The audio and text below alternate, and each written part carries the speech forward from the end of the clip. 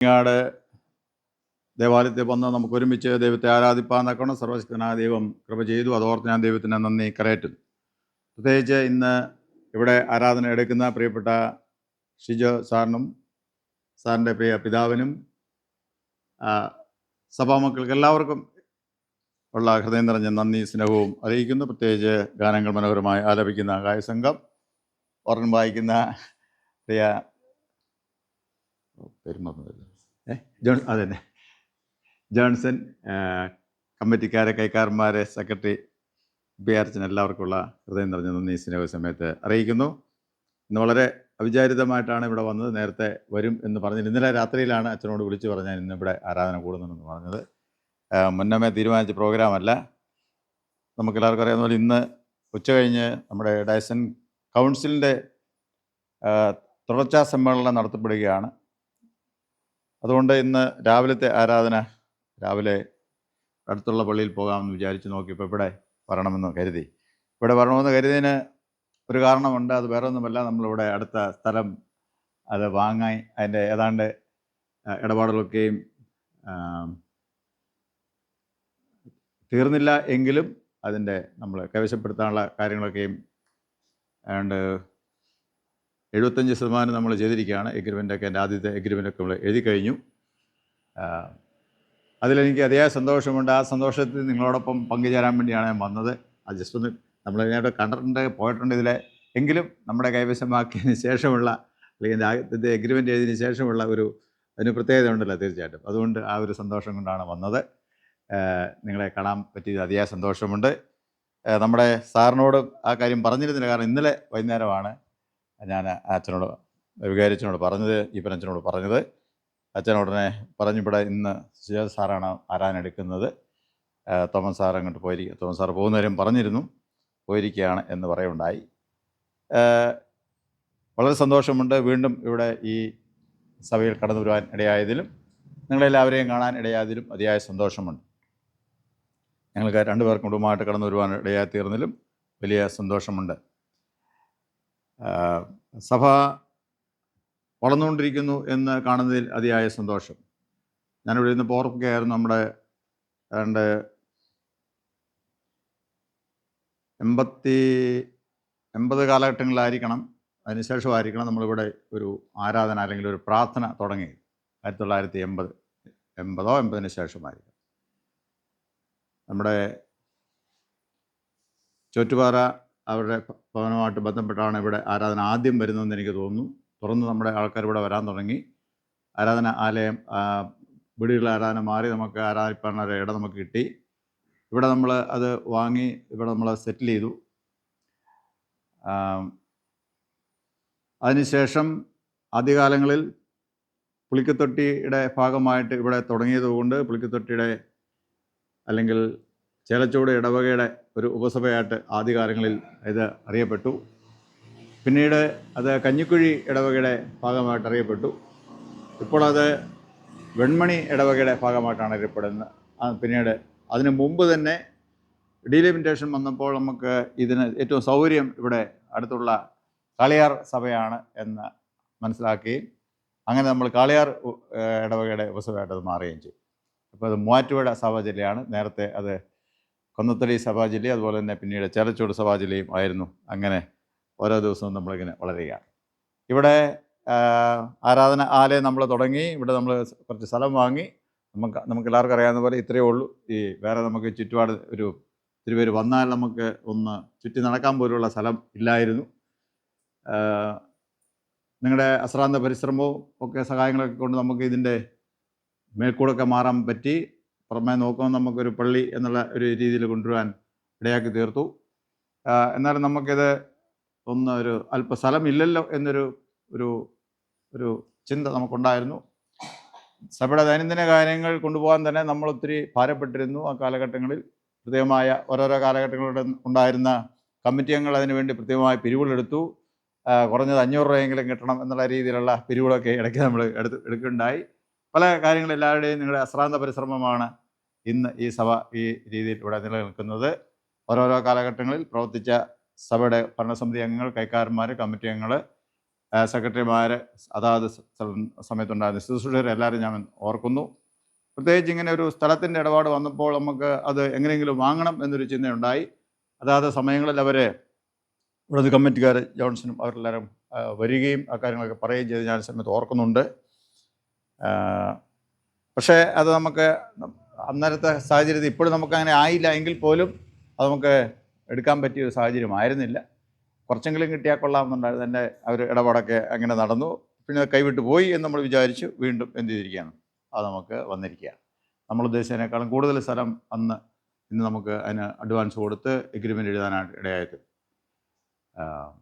തീർച്ചയായിട്ടും അത് ദൈവത്തിൻ്റെ വലിയൊരു അനുഗ്രഹമാണ്. സ്ഥലം വർദ്ധിക്കുന്നില്ല, ജനങ്ങൾ വർദ്ധിക്കുന്നുണ്ട്, സ്ഥലം വർദ്ധിക്കുന്നില്ല. സ്ഥലം കിട്ടാനുള്ള ബുദ്ധിമുട്ട് ഉണ്ട്. അപ്പോൾ അങ്ങനെ നോക്കുമ്പോഴാണ് നമുക്ക് ഈ ഒരു നേട്ടം എന്ന് പറയും. നമുക്ക് ഈ പള്ളി ഇനിയും ഒന്ന് പുതുക്കി പണിയണമെങ്കിൽ നമുക്ക് ഈ രീതി പണിയാൻ പറ്റത്തില്ല. നമുക്ക് പുറകോട്ട് ഇറക്കിയേ പണിയാൻ പറ്റത്തുള്ളൂ. കാരണം റോഡിൻ്റെ വൈഡനിങ് ഒക്കെ വരുമ്പോൾ എന്ത് ചെയ്യും, നമുക്ക് വലിയ നിർമ്മാണങ്ങൾ ഇതിൻ്റെ അടുത്ത് അത്രയും ഇറക്കി ചെയ്യാനായിട്ട് പറ്റത്തില്ല. ഒരുപക്ഷെ അതിൻ്റെ ബൗണ്ടറി ഈ റോഡിൻ്റെ പള്ളിയുടെ നടയിലൊക്കെ ആയിരിക്കും കിടക്കുന്നത്. അതിൻ്റെ തൊട്ട് മുറ്റത്താണ് നേരത്തെ അതിരിട്ടിരുന്നത്, റോഡിൻ്റെ അതിരിട്ടിരുന്നത്. അപ്പം ഞാൻ പറഞ്ഞത്, നമ്മൾ ആരാധനയ്ക്കൊക്കെ വരുമ്പോൾ നമുക്ക് നമ്മുടെ മനസ്സിലൊരു സന്തോഷം, ഒരു സ്തുതി സ്തോത്രമൊക്കെ ഉണ്ടായിരിക്കണം. എന്നാ ഓർത്ത് ഇത്രയും അത്ഭുതമായി ദൈവം വഴി നടത്തിയല്ലോ എന്നോർത്ത്, അല്ലേ? ഇനിയിപ്പോൾ നമുക്ക് അതിൻ്റെ സാമ്പത്തിക ഇടപാട് പൈസയായിട്ട് കൊടുക്കാൻ അതിൻ്റെ കുറച്ച് ഭാഗം നമ്മൾ കൊടുത്തു. അത് എഗ്രിമെൻ്റ് എഴുതാൻ ഇച്ചിരി താമസമുള്ളതുകൊണ്ട്, ഫൈനൽ എഗ്രിമെൻ്റ് എഴുതാൻ താമസമുള്ളതുകൊണ്ട് ബാക്കിയുള്ള പൈസ കൂടെ ഇച്ചിരി പെൻഡിങ് അല്ല, അത് സമയമുണ്ട്. ഡോക്യുമെൻ്റ് എല്ലാം ശരിയാകാൻ വേണ്ടി. അത് കഴിയുമ്പോൾ നമുക്കത് സ്വന്തമായിട്ട് എടുക്കാനായിട്ട് സാധിക്കും. മാത്രമല്ല, ലോണ് ബാങ്കിൽ നിൽക്കുന്നത് അത് ഇവിടുന്ന് പള്ളിക്കാർ അതിനെയാണ് എന്ത് ചെയ്യുന്നത്, അടയ്ക്കുന്നത്. അത് ഇപ്പോൾ തന്നെ അടയ്ക്കാൻ തുടങ്ങിയതാണ് വിചാരം. തീർച്ചയായിട്ടും അത് നല്ലൊരു കാര്യം തന്നെ. അത് ഉത്സാഹിച്ച് നിങ്ങൾ അടയ്ക്കണം, പെൻഡിങ് ഒന്നും വരുത്തരുത് എന്ന് കൃത്യമായിട്ട് സമയത്ത് ഓർപ്പിക്കുന്നു. ബാക്കി കാര്യങ്ങളൊക്കെ പിന്നെയാണ് വരുന്നത്. നമുക്കിത് ഒന്ന് സ്വന്തമാക്കി കഴിഞ്ഞാൽ, ഞാൻ അത് അറിഞ്ഞപ്പോൾ ചോദിച്ചു, എവിടം വരെയായി നമ്മളത് തിരിച്ചിട്ടോ എന്നൊക്കെ ചോദിച്ചു. അങ്ങനെയാണ് ഈ സ്ഥലം വാങ്ങുമ്പോൾ നമ്മൾ കൈവശപ്പെടുത്താമെന്ന് പറയും. നമ്മൾ വാങ്ങിക്കഴിഞ്ഞാൽ എന്ത് ചെയ്യുന്നു, ഉടനെ നമ്മൾ അതിൻ്റെ അകത്ത് ഒരു കാടൊക്കെ ഒന്ന് വെട്ടി അതിൻ്റെ അതിലൊക്കെ ഒന്ന് ഇട്ട് എന്തെങ്കിലും കുറച്ച് കപ്പയോ അല്ലെങ്കിൽ വാഴയോ എന്തെങ്കിലുമൊക്കെ നടന്നു, അത് നമ്മൾ കൈവശപ്പെടുത്തി എന്നുള്ളതിൻ്റെ ഒരു എന്താ പറയുന്നത്, അവകാശം സ്ഥാപിക്കുന്നതിൻ്റെ ഒരു ലക്ഷണമാണ്. നിങ്ങളത് ചെയ്യും എന്നെനിക്ക് ഉറപ്പുണ്ട്. ഞാൻ പറഞ്ഞു, അത് കോൺക്രീറ്റ് പോസ്റ്റ് ഇട്ട് അതിന് തിരിച്ച് ഇടണം എന്ന് പറയുണ്ടായി. അത് മുഴുവൻ നമുക്ക് കെട്ടാൻ പറ്റിയില്ലെങ്കിലും എന്ന് പറയുണ്ടായി. സഭ വളരട്ടെ. ദൈവം ഈ സഭയ്ക്ക് ചെയ്തിരിക്കുന്ന എല്ലാവിധമായ അനുഗ്രഹങ്ങൾ ഓർത്ത് ഞാൻ ദൈവത്തിന് നന്ദി കരയറ്റുന്നു. അതിന് പ്രാർത്ഥിക്കുകയും അതിനുവേണ്ടി അധ്വാനിക്കുകയും ചെയ്യുന്ന നിങ്ങളെ ഓർത്ത് ഞാൻ ദൈവത്തിന് നന്ദി കരയറ്റുന്നു. ദൈവം നിങ്ങളെയും അനുഗ്രഹിക്കട്ടെ. എല്ലാ വിശുദ്ധ ദിവസങ്ങളിലും നിങ്ങൾ എന്ത് ചെയ്യണം, ആരാധന മുടക്കരുത്. എല്ലാവരും എന്ത് ചെയ്യണം, ആരാധനയ്ക്ക് വരണം. നമ്മുടെ പള്ളി വരാൻ നമ്മൾ മാത്രമേ ഉള്ളൂ എന്ന് ഓർത്തുകൊള്ളുക. അതുകൊണ്ട് എല്ലാവരും പള്ളിയിൽ വരികയും ആരാധനയ്ക്ക് കൂടുകയും ചെയ്യണം. സ്ത്രീകളും പുരുഷന്മാരും എല്ലാവരും എന്ത് ചെയ്യണം, എല്ലാവരും വരണം. കുട്ടികളെയും എല്ലാവരും എന്ത് ചെയ്യണം, എല്ലാവരും കൊണ്ടുവരണം. എല്ലാവരും വന്നാലേ എന്ത് ചെയ്യത്തുള്ളൂ, അതാണ് യഥാർത്ഥ ആരാധന എന്ന് പറയുന്നത്. അതുകൊണ്ട് അതിനായിട്ട് നിങ്ങളെ ദൈവം തുടർന്നും സഹായിക്കട്ടെ. ഇന്ന് പ്രത്യേകമായ ക്രമീകരണത്തിൽ നമ്മുടെ ഷിജ സാർ നമ്മുടെ മധ്യയെ കടന്നു വന്നു, ആരാധനയ്ക്കുള്ള നേതൃത്വം നൽകുന്നു. സാറ് പോളുകളിയാറിലാണ് പ്രവർത്തിക്കുന്നത്. നമ്മൾ ഒറ്റ ഇടവകയാവുന്നല്ലോ, അതുകൊണ്ട് ആ ഒരു ഇടവക സഹകരണവും ഉണ്ട്. അതിലും അവർ വളരെ ഭംഗിയായിട്ട് ആ കാര്യങ്ങൾ ചെയ്യുന്നതിലും ഇന്ന് ആരാധന എടുക്കുന്നതിലും അതിയായ സന്തോഷം. സാറിൻ്റെ പ്രിയ പിതാവിനെ ഓർത്തും ദൈവത്തിന് നന്ദി കരയറ്റുന്നു. അവർ രണ്ടുപേരും ഒരുമിച്ച് ഇവിടെ വന്നു. അവരെയും അവരുടെ പ്രവർത്തന മേഖലയൊക്കെ ദൈവം ധാരാളമായി അനുഗ്രഹിക്കുകയും ചെയ്യുമാറാകട്ടെ. തീർച്ചയായിട്ടും തൊടുപുഴ ആയതുകൊണ്ട് ഈ പ്രദേശത്തെക്കുറിച്ചൊക്കെ അറിയാവുന്ന ആൾക്കാരാണ് അവരെ. അതുകൊണ്ട് നമ്മളെയും ഒക്കെയും അറിയാം. അതുകൊണ്ട് അവരുടെ ശുശ്രൂഷകാലം നമ്മുടെ ഈ ഇടവയ്ക്ക് ആകമാനമായിട്ടും അനുഗ്രഹമായി തീരട്ടെ എന്ന് ഞാൻ ആശംസിക്കുകയും പ്രാർത്ഥിക്കുകയും ചെയ്യുന്നു. ദൈവത്തിന് നന്ദി നിറഞ്ഞ ഹൃദയത്തോടെ സ്തുതിസ്തോത്രങ്ങൾ അർപ്പിക്കുകയും ചെയ്യുന്നു. ഇന്ന് നമുക്ക് ഒരുമിച്ച് ചിന്തിപ്പാനായിട്ട് തിരഞ്ഞെടുത്തിരിക്കുന്ന വേദഭാഗം ഇന്ന് നമ്മൾ വായിച്ച് കേട്ട തിരുവചന വേദഭാഗങ്ങൾ തന്നെ.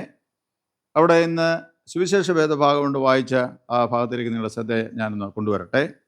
സുവിശേഷം വായിച്ച് വിശുദ്ധ ലൂക്കോസിലെ സുവിശേഷം 10-ാം അധ്യായം അതിൻ്റെ 25 മുതലുള്ള വാക്യമാണ് നമ്മൾ വായിച്ചത്.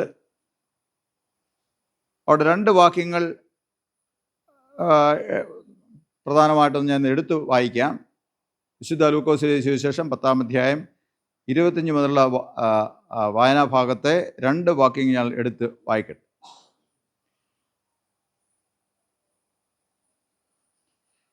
25-ാം വാക്യം ഒരു ചോദ്യമാണ്. അനന്തരം ഒരു ന്യായശാസ്ത്രി എഴുന്നേറ്റ്, ഗുരു, ഞാൻ നിത്യജീവന് അവകാശിയായി തീരുവാൻ എന്തു ചെയ്യണം എന്ന് അവനെ പരീക്ഷിച്ച് ചോദിച്ചു. അതിന് ഉത്തരം പറയുന്നത് യേശു ഇങ്ങനെ പറയുന്നു. അവൻ അവനോട്, ന്യായപ്രമാണത്തിൽ എന്ത് എഴുതിയിരിക്കുന്നു, നീ എങ്ങനെ വായിക്കുന്നു എന്ന് ചോദിച്ചതിന് എന്നാണ് പറഞ്ഞിരിക്കുന്നത്. അതിൻ്റെ ഉത്തരം നമുക്കറിയാം. നമ്മൾ വളരെ സുപരിചിതമായിട്ടുള്ള ഒരു കൽപ്പനയാണ് അവിടെ പറഞ്ഞിരിക്കുന്നത്. നിന്റെ ദൈവമായ കർത്താവിനെ നീ പൂർണ്ണ ഹൃദയത്തോടും പൂർണ്ണ ആത്മാവോടും പൂർണ്ണ ശക്തിയോടും പൂർണ്ണ മനസ്സോടും കൂടെ സ്നേഹിക്കണം എന്നുള്ളതാണ്. കൂട്ടുകാരൻ നിന്നെ പോലെ തന്നെ സ്നേഹിക്കണം ഉത്തരം. അതാണ് ഉത്തരം അവൻ പറഞ്ഞത്. ചോദ്യം ഇതാണ്. യേശു ചോദിക്കുന്ന ചോദ്യം, ന്യായപ്രമാണത്തിൽ എന്ത് എഴുതിയിരിക്കുന്നു, നീ എങ്ങനെ വായിക്കുന്നു എന്ന് ചോദിച്ചു. 37-ാം വാക്യം ഇങ്ങനെ അവിടെ രേഖപ്പെടുത്തിയിരിക്കുന്നത്, അവനോട് കരുണ കാണിച്ചവൻ എന്ന് അവൻ പറഞ്ഞു. നമുക്കറിയാം, അവിടെ നല്ല സമരിയക്കാരൻ്റെ കഥയാണ് അവിടെ പറഞ്ഞിരിക്കുന്നത്. അതിൻ്റെ അവസാനമാണ് പറയുന്നത്. 37-ാം വാക്യം, കരുണ കാണിച്ചവൻ എന്ന് പറഞ്ഞു. യേശു അവനോട്, നീയും പോയി അങ്ങനെ തന്നെ ചെയ്യുക എന്ന് പറയും. അത് രണ്ടും കൂടെ ചേർത്ത് ഞാനിങ്ങനെ പറയട്ടെ. ന്യായപ്രമാണം അല്ലെങ്കിൽ വിശുദ്ധ വേദപുസ്തകം നാം എങ്ങനെ വായിക്കുന്നു, നീ പോയി അങ്ങനെ തന്നെ ചെയ്യുക. എന്താണോ തിരുവചനത്തിൽ നമ്മൾ വായിച്ച് മനസ്സിലാക്കുന്നത്, അതിൻ പ്രകാരം എന്ത് ചെയ്യുക, അതിൻ പ്രകാരം ചെയ്യുക എന്നാണ്. അത് രണ്ട് വാക്യം കൂടെ ചേർത്ത് നമ്മൾ വായിക്കുമ്പോൾ നമുക്ക് അങ്ങനെ ചിന്തിക്കാണ്ട് സാധിക്കും. അത് നമ്മുടെ മനസ്സിരിക്കട്ടെ. വേദപുസ്തകം ഇവിടെ ന്യായപ്രമാണം എന്ന് പറഞ്ഞിരിക്കുന്നത് യഹൂദന്മാരെ സംബന്ധിച്ച് അവരുടെ ബൈബിളാണ്. തോറ എന്ന് പറയുന്ന ന്യായപ്രമാണ പുസ്തകം ഇതിൻ്റെ ആദ്യത്തെ പുസ്തകങ്ങളാണ് നമ്മുടെ വേദപുസ്തകത്തിലെ. നമ്മളെ സംബന്ധിച്ച് വിശുദ്ധ വേദപുസ്തകം എന്ന് പറയുന്നത് ഈ ബൈബിൾ തന്നെയാണ്. അപ്പം യേശു നമ്മളോട് പറയണത് എന്തായിരിക്കും പറയുന്നത്? നീ വേദപുസ്തകം എങ്ങനെ വായിക്കുന്നു, എങ്ങനെ വായിക്കുന്നു, അല്ലെങ്കിൽ നീ വായിച്ചത് നിനക്ക് എന്താണ് മനസ്സിലാകുന്നത്? അപ്പോൾ വായിച്ച് മനസ്സിലാക്കിയാലും അവൻ പറയുന്നത്, അത് ന്യായശാസ്ത്രിയായിരുന്നു, പരീക്ഷിച്ചുള്ള ചോദ്യമാണെന്ന് നമുക്കറിയാം. അപ്പം അറിവില്ലാത്ത ആളല്ല, അറിവുള്ള ആൾ തന്നെയാണ്. അപ്പം പറയുകയാണ്, ഏറ്റവും പ്രധാനപ്പെട്ട കൽപ്പന, 2 കൽപ്പനയാണ് എന്ത് ചെയ്തത് അവൻ പറഞ്ഞത്. ഏറ്റവും പ്രധാനപ്പെട്ട കൽപ്പന, ദൈവത്തെ എന്ത് ചെയ്യണം, ദൈവത്തെ പൂർണ്ണമായും സ്നേഹിക്കണം, കൂട്ടുകാരനെയും സ്നേഹിക്കണം. അതാണ് അവിടെ പറഞ്ഞിരിക്കുന്നത്. അതാണ് കൽപ്പനയുടെ അന്തസത്ത എന്ന് പറയുന്നതിൽ ചുരുക്കി പറഞ്ഞിരിക്കുന്നു, കർത്താവ് ചുരുക്കി പറഞ്ഞിരിക്കുന്നു, അതുതന്നെയാണ്. അപ്പം അതാണ് വായിച്ച് മനസ്സിലാക്കുന്നതിനെക്കുറിച്ച് പറഞ്ഞുകൊണ്ട് അവൻ കുറച്ചുകൂടെ ക്ലാരിഫിക്കേഷൻ കിട്ടാൻ വേണ്ടി, അല്ലെങ്കിൽ ഞാൻ നല്ല കാര്യം ചെയ്യുന്നില്ല, ഞാനൊരു നീതിമാനായ മനുഷ്യനാണ് എന്ന് ഒന്ന് ഉറപ്പിക്കാൻ വേണ്ടി വീണ്ടും ചോദിച്ചു, കൂട്ടുകാരനാരാണ്, അല്ലേ? കൂട്ടുകാരനാണ്. ദൈവം ആരാണെന്ന് ചോദിച്ചാൽ അറിയാം. കൂട്ടുകാരൻ നിന്നെ പോലെ സ്നേഹിക്കണം, കൂട്ടുകാരൻ ആരാണെന്ന് യേശുവിനോട് വീണ്ടും ചോദിക്കും. അപ്പോഴാണ് യേശു ആ ഒരു ഉദാഹരണം പറഞ്ഞിട്ട് നല്ല സമരിയക്കാരൻ്റെ ഉദാഹരണം പറയുന്നത്. എന്നിട്ട് പറഞ്ഞു, നീ പോയി എന്ത് ചെയ്യണം, അങ്ങനെ തന്നെ ചെയ്യുക എന്ന് പറഞ്ഞു. അപ്പോൾ ചുരുക്കം ഇങ്ങനെയാണ്. വേദപുസ്തകം നമ്മൾ എല്ലാ ദിവസവും എന്ത് ചെയ്യുന്നുണ്ട്, വായിക്കുന്നുണ്ട്. വേദപുസ്തകം നീ എങ്ങനെ വായിക്കും, എന്ന് ചോദിച്ചാൽ അതിനകത്ത് നീ വായിക്കുന്നത് എങ്ങനെ മനസ്സിലാക്കും. അതേ ചോദ്യം തന്നെ നമ്മൾ മറ്റു വേദഭാഗങ്ങളിൽ കാണുവാൻ സാധിക്കും. അപ്പോസ്തല പ്രവർത്തികൾ നമ്മൾ വായിക്കുമ്പോൾ അവിടെ ഫിലിപ്പോസ് രഥത്തോട് ചേർന്ന് നടന്ന് എത്യോപ്യ രാജ്യത്തിൻ്റെ ഷണ്ണനോട് ചോദിക്കുന്ന ചോദ്യം ഉണ്ട്, അല്ലേ? നീ വായിക്കുന്നത് ഗ്രഹിക്കുന്നുവോ? അത് അവിടെ ഫിലിപ്പോസിൻ്റെ ചോദ്യം അതാണ്, നീ വായിക്കുന്നത് ഗ്രഹിക്കുന്നുവോ? ഉടനെ എത്യോപ്യനായ ആ ഷണ്ണൻ പറഞ്ഞു, വായിച്ചിട്ട് എന്ത് ചെയ്തില്ല, ഒന്നും മനസ്സിലാകുന്നില്ല. കാരണം ഇത് ഒന്ന് പൊരുൾ തിരിച്ചു തരുവാണ്, വിശദീകരിച്ച് തരാണെങ്കിൽ എന്ത് ചെയ്യും, അത് മനസ്സിലാകും. ഒരുത്തൻ പൊരുൾ തിരിച്ച് തരാഞ്ഞാൽ എങ്ങനെ മനസ്സിലാകും, എങ്ങനെ ഗ്രഹിക്കും എന്ന് ചോദിക്കുക. ഉടനെ ഫിലിപ്പോസിന് കാര്യങ്ങൾ ഏതാണ്ടൊക്കെ അറിയാമെന്ന് ഒരു പക്ഷേ ഈ ഷണ്ണന് തോന്നിക്കാണും. നീ കൂടെ അടുത്ത് വരാനായിട്ട് പറഞ്ഞു. അവിടെ വന്നു,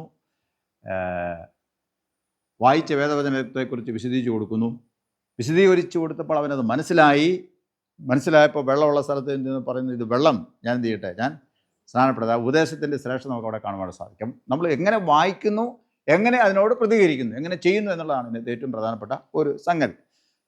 അതാണ് ഇവിടെ രേഖപ്പെടുത്തിയിരിക്കുന്നത്. നമ്മൾ പഴയ നിയമ വേദഭാഗം വായിക്കുമ്പോൾ അവിടെ ഒരു പ്രധാനമായിട്ട് 3 പേരെ കാണാനായിട്ട് സാധിക്കും. ഒന്ന് ദാവീദ് രാജാവാണ്, അല്ലെങ്കിൽ ദാവീദാണ്. മറ്റൊന്ന് നബാൽ എന്ന് പറയുന്ന ഒരു വളരെ ധനികനായ ഒരു മനുഷ്യനാണ്. ഒന്ന് അദ്ദേഹത്തിൻ്റെ ഭാര്യ അബിഗയിലാണ്. നബാൽ അബിഗയിൽ, ദാവീദ് അല്ലേ. ദാവീദ് അന്ന് രാജ്യഭരണം എന്ത് ചെയ്തിട്ടില്ല, ഏറ്റെടുത്തിട്ടില്ല. അന്ന് കാടുകളിലൊക്കെ ഇങ്ങനെ ഒളിച്ചു താമസിക്കുന്ന കാലഘട്ടമാണ്.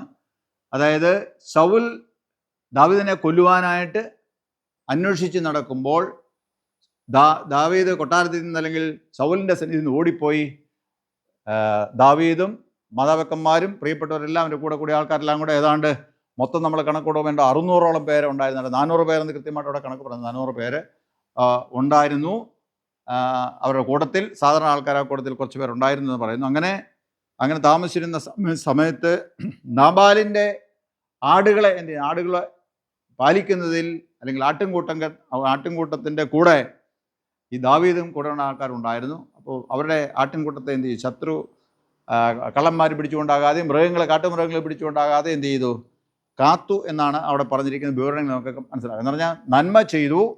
അപ്പോൾ ആട്ടുരോമം എടുക്കുന്ന അല്ലെങ്കിൽ ആടിനെ രോമം കത്തിരിക്കുന്ന ഒരു അടിയന്തരം ഒരു പ്രധാനപ്പെട്ട ഒരു ഉത്സവം പോലെ ഒരു സംഗതി ഉണ്ട് എന്ന് മനസ്സിലാക്കിയിട്ട് എന്ത് ചെയ്തു, ദാവീദ് പറഞ്ഞു, നീ ഒരു കാര്യം ചെയ്ത് ബാല്യക്കാരെ വിട്ട് പറഞ്ഞു, ഒരു കാര്യം ചെയ്ത് ദാവീദ് ഇങ്ങനെ പറയുന്നു, എന്ത് ചെയ്യണം, ഞങ്ങൾക്ക് കുറച്ച് എന്തെങ്കിലും കിട്ടുന്ന കാര്യങ്ങൾ കുറേ ഞങ്ങൾക്ക് തരണം എന്ന് പറഞ്ഞു. നിങ്ങളുടെ വലിയ സന്തോഷം ഞങ്ങളെ കൂടെ എന്ത് ചെയ്യണം, പങ്കാളിയാക്കണം എന്ന് പറഞ്ഞു. പക്ഷേ ഈ നബാൽ പറയുന്ന ഒരു കാര്യമുണ്ട്.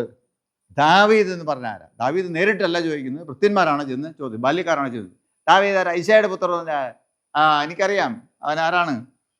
യജമാനെ വിട്ട് ഓടിപ്പോയ ആളാണ്. അതായത് യജമാൻ എന്ന് പറഞ്ഞാൽ അവിടെ ശൗലാണ്. ശൗലിനെ വിട്ട് ഉപേക്ഷിച്ച് പോയ ആളാണ്. അങ്ങനെ ഒത്തിരി പേരുണ്ട് ഈ കാലഘട്ടങ്ങളിൽ. യജമാനന്മാരെ വിട്ട് ഓടിക്കളയുന്ന ദാസന്മാർ ധാരാളമുണ്ട്. പോകാൻ പറയുക. ഇത് അതേപടി തന്നെ എന്ത് ചെയ്തു, ദാവീദിൻ്റെ ബാല്യക്കാർ ദാവീദിനോട് വന്നു പറഞ്ഞപ്പോൾ ദാവീദിന് അത് ഭയങ്കരമായിട്ടുള്ള കോപമുണ്ടായി എന്ന് അവിടെ രേഖപ്പെടുത്തി. ഭയങ്കരമായിട്ടുള്ള ദേഷ്യമുണ്ടായി. ഇത്രയും ഫേവറായിട്ട്, ഇത്രയും അനുകൂലമായിട്ട്, ഇത്രയും നല്ല കാര്യങ്ങൾ അവർക്ക് വേണ്ടി ചെയ്തിട്ട് അവരുടെ സ്വത്ത് കാത്തതിന് ഇതാണല്ലോ അവൻ ഞങ്ങളോട് ചെയ്തത്. അതുകൊണ്ട് പറഞ്ഞു, കൂടെ ഉണ്ടായിരുന്ന ആൾക്കാർ വളരെ കേട്ടാൽ മതി അല്ലേ, ഇന്ന് അവരെ നല്ല പാഠം പഠിപ്പിച്ചിട്ടേ ഉള്ളൂ എന്ന് പറഞ്ഞു. അവരെ ചെറുപ്പക്കാരെന്ന് പറഞ്ഞാൽ യോദ്ധാക്കളായ ആൾക്കാരോട് പറഞ്ഞു, വാൾ അരക്കി കെട്ടി നേരെ വരാൻ പറഞ്ഞു. ഒരു വാൾ അരക്കി കെട്ടി 200 പേരാണ് ഇവിടെ പോയെന്നാണ് നമ്മൾ പ്രത്യേകമായിട്ട് നോക്കുമ്പോൾ കാണാം. 200 പേരെന്ത് ചെയ്തു, പോയി. ആ കൂട്ടത്തിൽ നബാലിൻ്റെ ഈ സ്വഭാവം അറിയാവുന്നതുകൊണ്ട് അബീഗയിലിനോട് ഈ നബാലിൻ്റെ ഭൃത്യന്മാർ ചെന്ന് പറയുന്നൊരു കാര്യമുണ്ട്. അവർ പറയുന്ന കാര്യം, ദാവീദ് ഞങ്ങളെ കൂടെ താമസിച്ചപ്പോൾ ഞങ്ങൾക്ക് വളരെ വളരെ ഗുണമായിരുന്നു. ഒരു ആടുപോലും ഞങ്ങളെ നഷ്ടപ്പെട്ടില്ല. വളരെ ഭദ്രമായി അവർ സൂക്ഷിച്ചു, അവരുടെ തന്നെ ആടിനെപ്പറ്റി സൂക്ഷിച്ചു. പക്ഷേ ഒരു കാര്യം പറഞ്ഞപ്പോൾ, ഒരു വിശേഷ ദിവസത്തിൽ വന്നൊരു സഹായം ചോദിച്ചപ്പോൾ ഭയങ്കരമായിട്ട് ക്രുദ്ധിച്ച് എന്ത് ചെയ്തു, നിൻ്റെ ഭർത്താവ് പറഞ്ഞു വിട്ടിരിക്കുന്നു, യജമാനൻ പറഞ്ഞു വിട്ടിരിക്കുന്നു, അതുകൊണ്ട് അവർ വളരെ കോപിച്ചാണ് പോയിരിക്കുന്നത്. അത് തീർച്ചയായിട്ടും നമുക്ക് ദോഷമാണ്. അതുകൊണ്ട് എന്താണ് ചെയ്യേണ്ടത്, നീ എന്ത് ചെയ്യണം എന്ന് പറഞ്ഞു.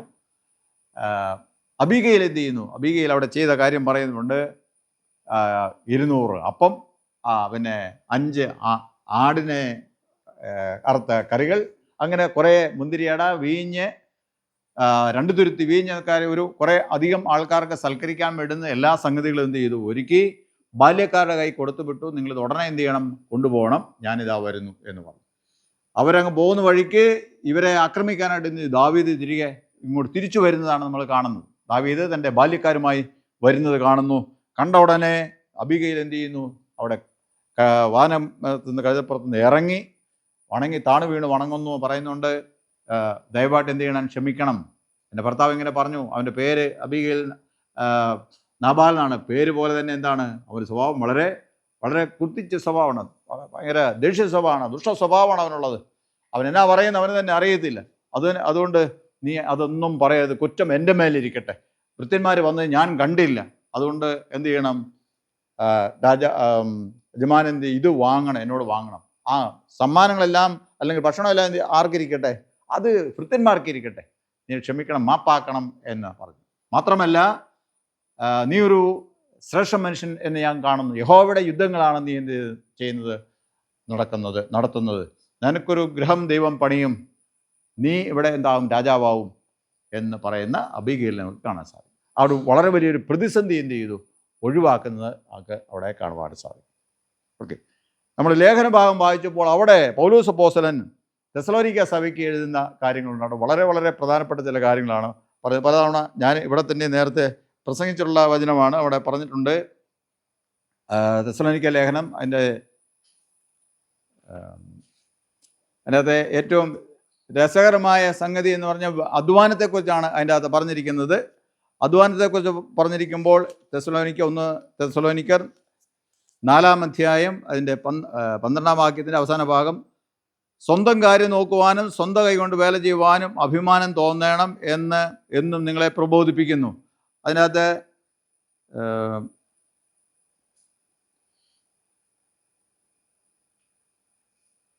പൗലോസ് അപ്പോസ്തലൻ തെസ്സലോനിക്ക സഭയിലുള്ള ആൾക്കാരെ പ്രബോധിപ്പിച്ചു പറയുന്ന കാര്യം എന്താണെന്ന് ചോദിച്ചാൽ, തെസ്സലോനിക്ക എന്ന് പറയുന്ന ആ പട്ടണത്തിൽ സ്ഥാപിതമായ സഭ അംഗങ്ങൾ തെസ്സലോനിക്കയിൽ നിന്ന് വന്ന, അല്ലെങ്കിൽ ആ ഒരു പട്ടണത്തിൽ നിന്ന് വന്ന ആളുകളാണ്.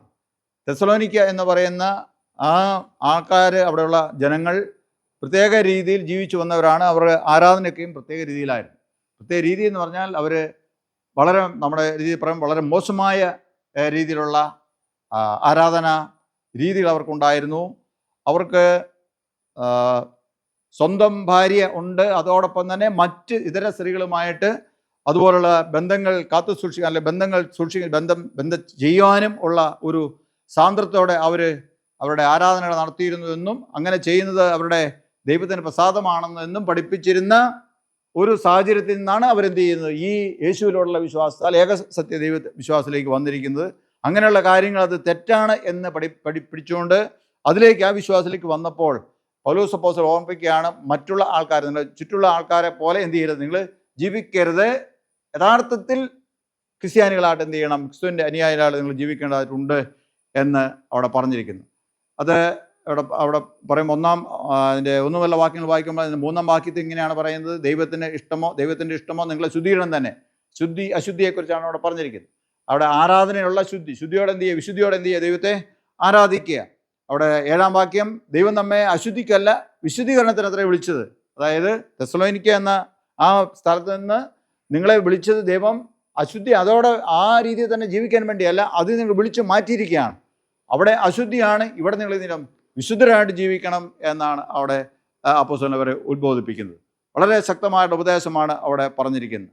കാരണം അവരെ നിങ്ങളുടെ ഈ നല്ല രീതി കണ്ടു വേണം എന്ത് ചെയ്യാൻ, മറ്റുള്ള ആൾക്കാരും വിശ്വാസത്തിലേക്ക് വരാം. വളരെ വ്യത്യാസമുള്ളൊരു ജീവിത രീതി അവിടെ പൗലോസ് അപ്പോസ്തലൻ അവിടെ എടുത്തു പറയുന്നുണ്ട്. മാത്രമല്ല അവരുടെ ആ ജീവിതത്തെക്കുറിച്ച് പുകഴ്ത്തിയും അല്ലെങ്കിൽ പ്രോത്സാഹിപ്പിച്ചുകൊണ്ടും പറയുന്ന നമുക്കവിടെ കാണുവാൻ സാധിക്കും. അതുപോലെ ഇവരുടെ നല്ല പ്രവൃത്തി ധാരാളമായിട്ടുള്ള കാര്യങ്ങളുണ്ട്. ആവശ്യങ്ങളിരിക്കുന്ന മക്കളെ സഹായിക്കുക, ബുദ്ധിമുട്ടിലിരിക്കുന്നവർക്ക് അവർ സഹായങ്ങൾ ചെയ്യുക തുടങ്ങിയുള്ള കാര്യങ്ങളൊക്കെ ഉണ്ട്. അതുമാത്രമല്ല പുറത്തുള്ള ആൾക്കാരോടും വളരെ മര്യാദയോടെ പെരുമാറണമെന്നും എന്നവിടെ പറഞ്ഞിരിക്കുന്നു. പ്രത്യേകിച്ച് അവിടെ പറയുന്നത്, അതിൻ്റെ ഒരു പശ്ചാത്തലം എന്ന് പറയുന്നത്, കർത്താവിൻ്റെ 2ാമത്തെ വരവ് വളരെ വേഗത്തിൽ ഉണ്ടാകും എന്ന് വിചാരിച്ച് അവരെന്ത് ചെയ്യുന്നു, അവർ വേല ചെയ്യാൻ അത്ര മടിയുള്ളവരായിട്ട് കാണപ്പെട്ടു എന്നാണ് അവിടെ പറഞ്ഞത്. അതുകൊണ്ടാണ് പൗലോസ് അപ്പോസ്തലൻ പറയുന്നത്, സ്വന്തം കാര്യം നോക്കുവാനും സ്വന്തം കൈ കൊണ്ട് വേല ചെയ്യുവാനും അഭിമാനം തോന്നണം. അന്നത്തെ ഒരു രീതിയെക്കുറിച്ച് മറ്റു പല വേദഭാഗങ്ങളും പറയുന്നുണ്ട്. അവർ ഈ യേശു വേഗം വരും, വിശ്വാസികളെല്ലാം എന്ത് ചെയ്യും, വിശ്വാസികളെല്ലാം എടുക്കപ്പെടും. പിന്നെ നമ്മളിവിടെ ജോലി ചെയ്തിട്ട് എന്താ കാര്യം, അല്ലേ? വീട് പണിതിട്ട് എന്ത് കാര്യം, കപ്പയും കാച്ചിൽ നട്ടിട്ട് എന്ത് കാര്യം, അല്ലേ? ഒരു വേലയും ചെയ്യാണ്ട് അങ്ങനെ പോയിരുന്നു എന്നാണ് അവിടെ മനസ്സിലാക്കുന്നത്. അതുകൊണ്ട് അങ്ങനെയല്ല, കർത്താവ് വരുന്നിടം വരെ നമ്മൾ എന്ത് ചെയ്യണം, അത് ചെയ്യണം എന്നാണ്. കർത്താവ് വരുന്നിടം വരെ നമ്മൾ വേല ചെയ്യണം, നമ്മൾ ജീവിക്കണം.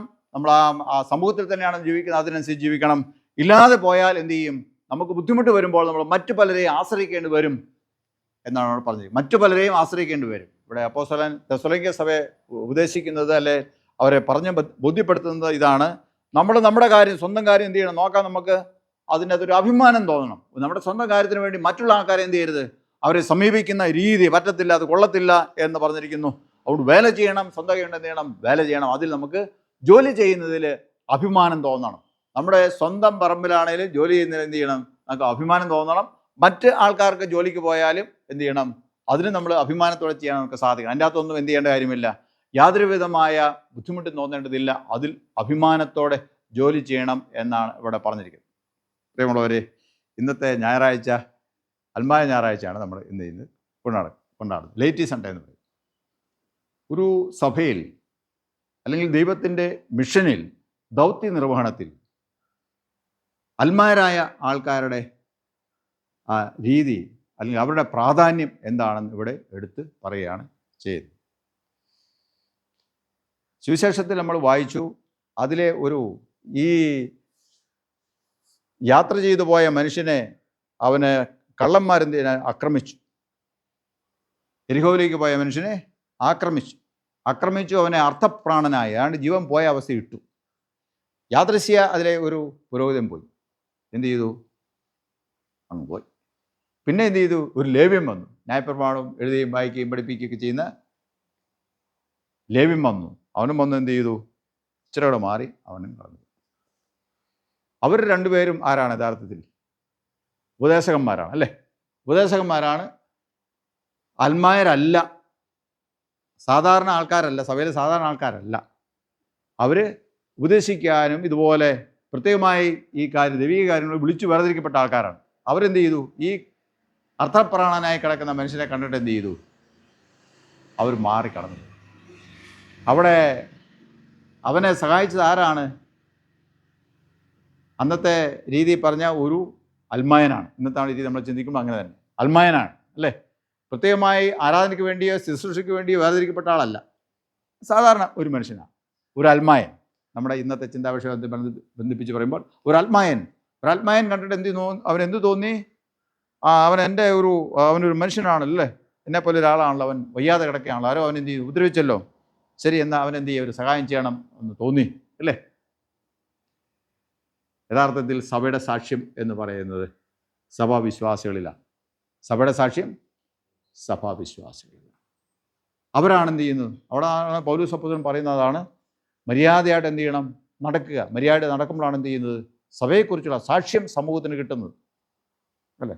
അച്ഛന്മാരെക്കുറിച്ചോ ഉപദേശിമാരെക്കുറിച്ചോ അല്ലെങ്കിൽ അതിനുവേണ്ടി വേർതിരിക്കപ്പെട്ട ആൾക്കാരെക്കുറിച്ചോ പ്രത്യേകിച്ച് എന്ത് വേണ്ട?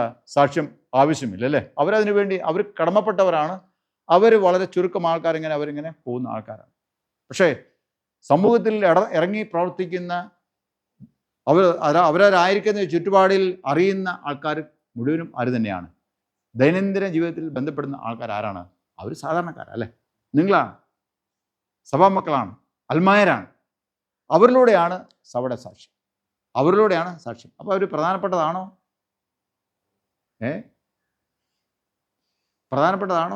പ്രധാനപ്പെട്ടതാണെന്നാണ് ഇവിടെ പറഞ്ഞിരിക്കുന്നത്, അല്ലേ? അവരുടെ മറ്റുള്ള ആൾക്കാരുമായിട്ടുള്ള ഇടപെടൽ, അവരുടെ കാഴ്ചപ്പാടുകൾ, അവരുടെ അധ്വാനം, അവരുടെ ജീവിത രീതികൾ എല്ലാം എന്ത് ചെയ്യുന്നു? എല്ലാം പ്രധാനപ്പെട്ടതാണ്. ചുരുക്കം സഭയുടെ സാക്ഷ്യം യഥാർത്ഥത്തിൽ ആരിലൂടെയാണ് പ്രഘോഷിപ്പിക്കപ്പെടുന്നത്? ആ സഭയിലെ അംഗങ്ങളിലൂടെയാണ്, അൽമായരിലൂടെയാണ്. അതാണ് ഈ വേദഭാഗങ്ങളെല്ലാം വായിക്കുമ്പോൾ നമുക്ക് കാണാൻ സാധിക്കും. അൽമായരും പ്രത്യേകം വിളിച്ചു വേർതിരിക്കപ്പെട്ടവരെല്ലാം അവർ തീർച്ചയായിട്ടും അത് ചെയ്യാൻ ബാധ്യതയുള്ളവരാണ്, അല്ലേ? ഉപദേശിപ്പാനും ചെയ്യാനും ബാധ്യതയുള്ളവരാണ് എന്നും നമുക്ക് അവിടെ കാണുവാൻ സാധിക്കും.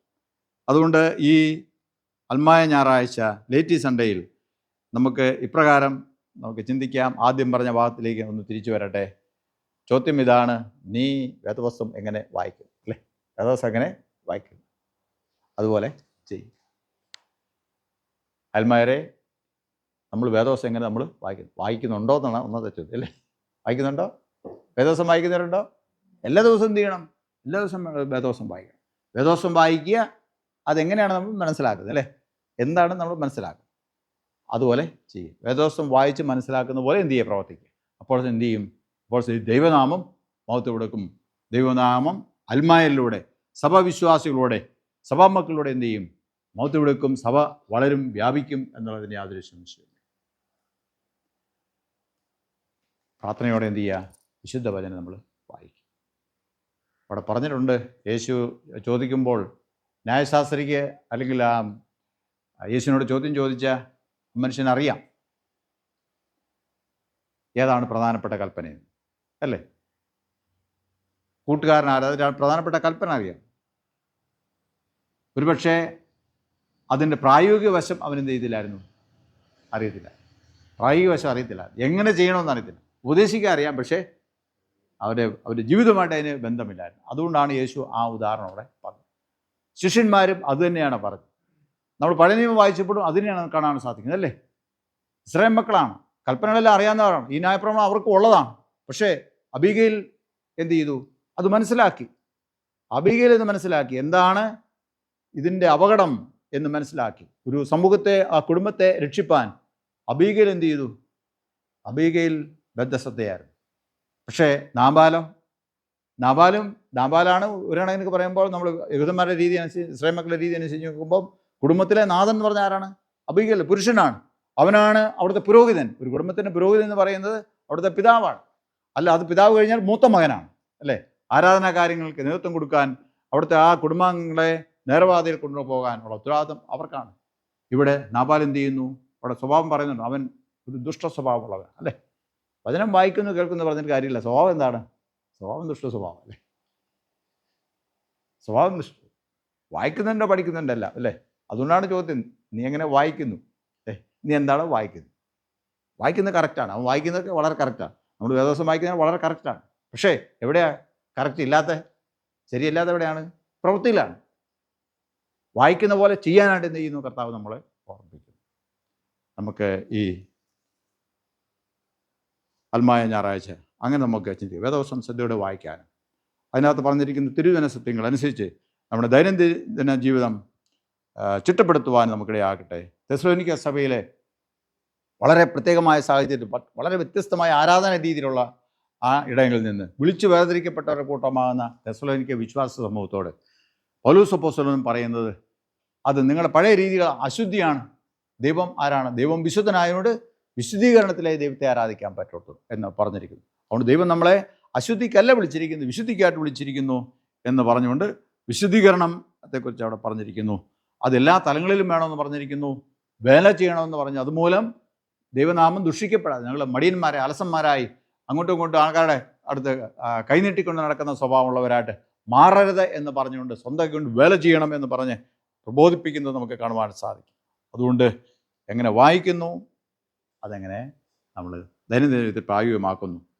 ഏത് ദിവസം വായിക്കുന്നു, ശ്രദ്ധയോടെ വായിക്കുക, അതിനനുസരിച്ച് ജീവിതം കെട്ടുപണിയുക. നമ്മെ ദൈവം അശുദ്ധിക്കല്ല വിശുദ്ധീകരണത്തിന് വിളിച്ചിരിക്കുന്നു. സ്വന്തം കൈകൊണ്ട് വേല ചെയ്ത് അധ്വാനിപ്പാൻ, അതിൽ അഭിമാനം തോന്നി ദൈവത്തെ മഹത്വപ്പെടുത്താൻ ദൈവം നമുക്ക് ഇടയാക്കട്ടെ. ദൈവത്തിൻ്റെ പരിശുദ്ധാത്മാവിനാൽ നമ്മെ ശക്തിയിരിക്കുകയും ബലപ്പെടുത്തുകയും ചെയ്യുമാറാകട്ടെ. ഇപ്പോൾ പിതാവായ ദൈവത്തിന്, പുത്രനായ ദൈവത്തിന്, പരിശുദ്ധാത്മാവായ ദൈവത്തിന് സകല ബഹുമാനവും മഹത്വവും കലാവസാനം കൂടെ ഉണ്ടായിരിക്കുമാറാകട്ടെ.